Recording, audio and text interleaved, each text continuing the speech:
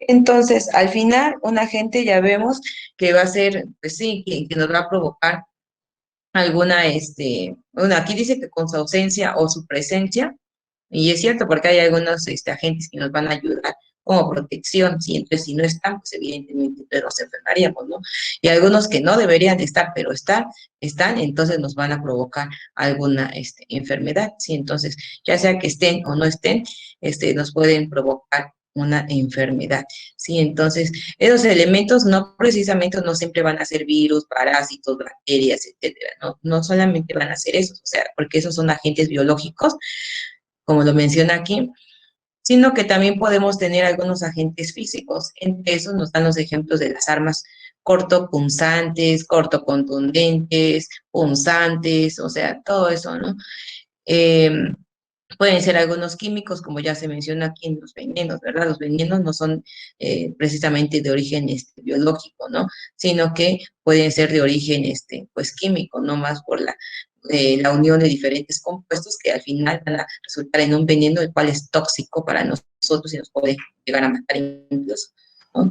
Algunos mecánicos aquí nos están hablando entonces de una parte mecánica. Cuando mencionan, por ejemplo, los combustibles o los elementos de la combustión, no precisamente ya nos va a dar algo mecánico, ¿verdad? En este caso sería un poquito más como algo químico quizás, o ya sustancias que están viendo o teniendo que ver con el medio ambiente. Pero acuérdense ustedes que el medio ambiente lo vamos a catalogar en otra parte, en otra sección. Sí, entonces precisamente se están refiriendo a acciones, pues de contacto físico, sí, prácticamente, ¿no? De impactos, eso, a eso es lo que más está. Bien, entonces, por eso, chicos, cuando mencionan que los automóviles podrían ser un agente para causarnos un accidente, pues efectivamente, ¿no? Entonces, nosotros vamos a suponer que nosotros íbamos observando completamente bien el panorama, no fue una imprudencia de nosotros intentar cruzar la calle, si el semáforo para los carros estaba en rojo, pues entonces quizás ya podía pasar, quizás yo, no sé si todo estaba bien,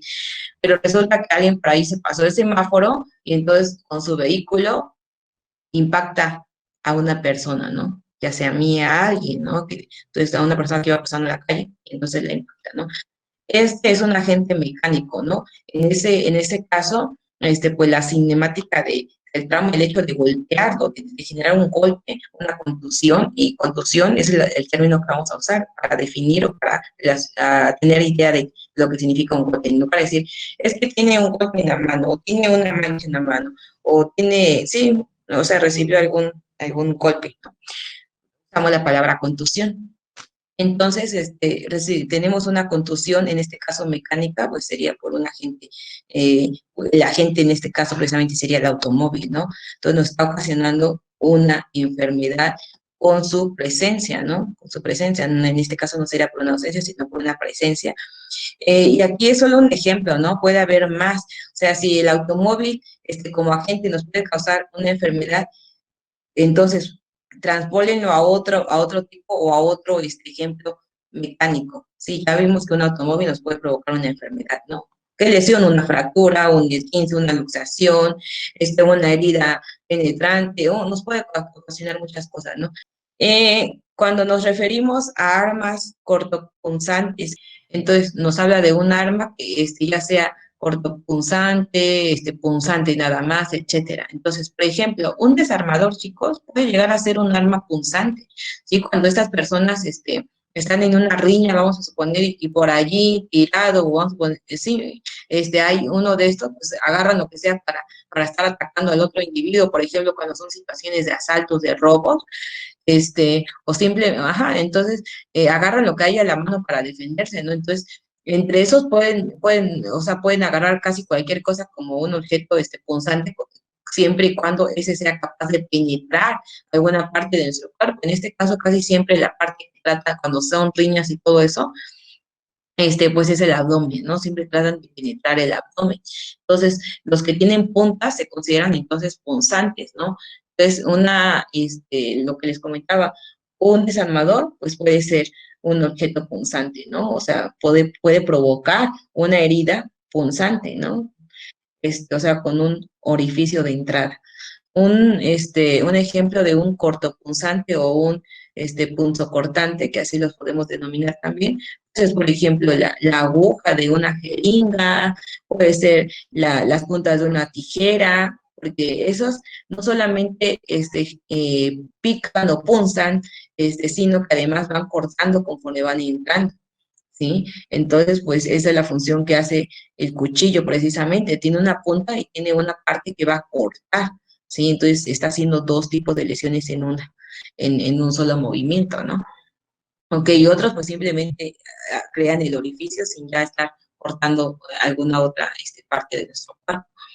Y así como estos existen más, ustedes van a llevar, diciendo es que no creo que todavía no la llevan, pero van a ver en algún momento los tipos de lesiones, cómo se clasifican las lesiones, y allí van a ver que de acuerdo a su agente causal o a quienes lo están provocando, lo van a poder dividir. Que si son heridas contusas, si son heridas cortocontundentes, que si son heridas punzantes, etcétera, ¿no? De acuerdo al objeto que les haya provocado esa lesión.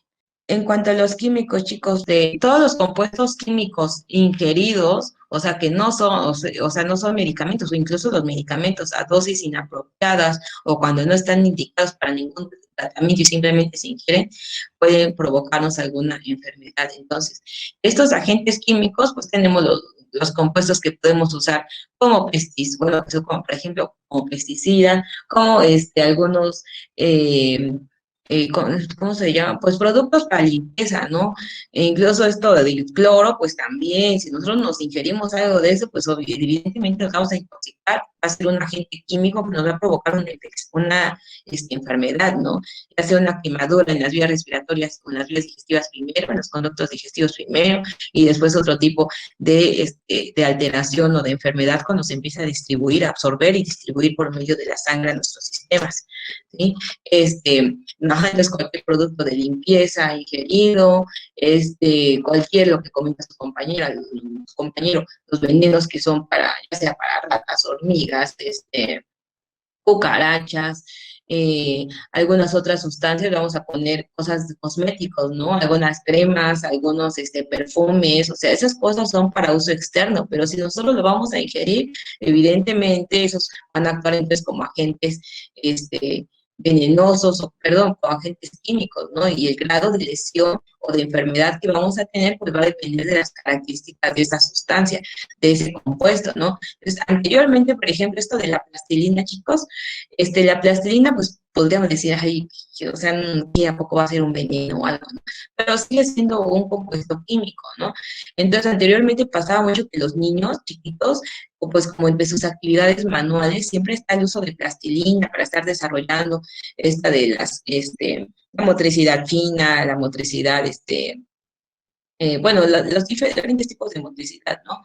Entonces, pues ellos solían comerse entonces las bolitas de plastilina porque se veían de colores llamativos y entonces pues se lo comían, ¿no?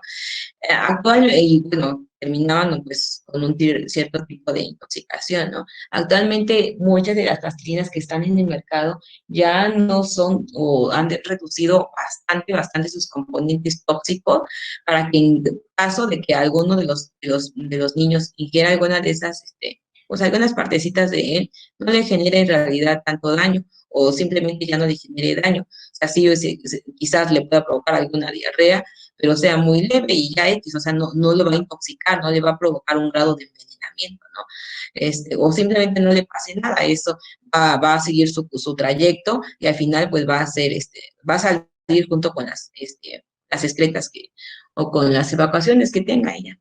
No pasa más cosas, pero pues así como estos hay bastantes compuestos químicos que en algún momento pueden convertirse en nosotros un agente que nos va a provocar una enfermedad si lo llegamos a ingerir. Entonces, chicos, definitivamente, o sea, las dosis adecuadas del medicamento correcto para la persona correcta en el momento correcto, eh, aún así pueden desencadenar algún efecto. Ahora imagínense si ese medicamento nadie se lo recetó a la persona y luego aparte de eso se están tomando dosis fuera de lugar en una persona susceptible, vamos a poner que incluso sea alérgica, imagínense el riesgo tan alto, o bueno, allí definitivamente el riesgo de complicaciones demasiado elevado, incluso de muerte, ¿no? Hay un tipo de hepatitis medicamentosa.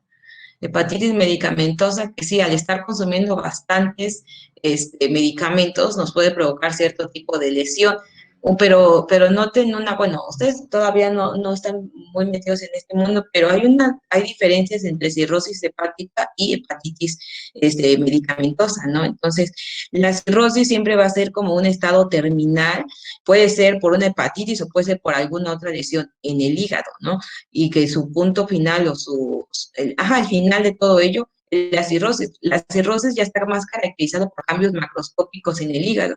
Cuando hablo de macroscópico, a estas alturas ustedes ya deben de saber a qué me estoy refiriendo, ¿no? Entonces, a simple vista, el hígado ya no tiene las características normales que tiene el hígado, o sea, ya no es lisito, o sea, su superficie ya no, si ustedes la tocaran, ya no va a ser lisa, ya va a estar como rugosa, ¿sí? Su tamaño ya no va a ser el tamaño usual, va a estar más pequeño, va a estar más compactado, su coloración igual habrá cambiado, ¿sí? Y con esos cambios macroscópicos, o sea, imagínense, si hay cambios a nivel macroscópicos, ¿cómo serán los cambios a nivel microscópico? O sea, son muchísimo mayores, ¿no? Entonces, un hígado cirrótico suele estar así, pequeño, rugoso, con una coloración diferente, eso es a nivel macroscópico, ¿no? Aparte de eso, sus funciones están completamente alteradas y ya no va a hacer nada de estas actividades, ¿no?